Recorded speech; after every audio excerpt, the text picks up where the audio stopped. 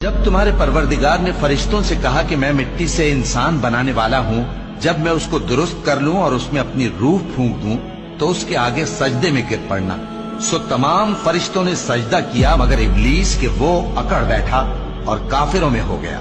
اللہ نے فرمایا کہ اے ابلیس، جس شخص کو میں نے اپنے ہاتھوں سے بنایا اس کے آگے سجدہ کرنے سے تجھے کس چیز نے منع کیا؟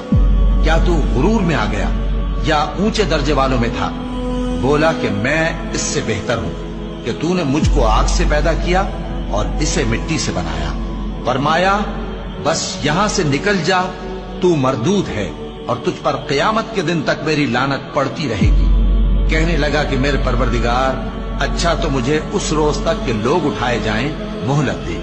فرمایا کہ تجھ کو مہلت دی جاتی ہے اس روز تک جس کا وقت مقرر ہے۔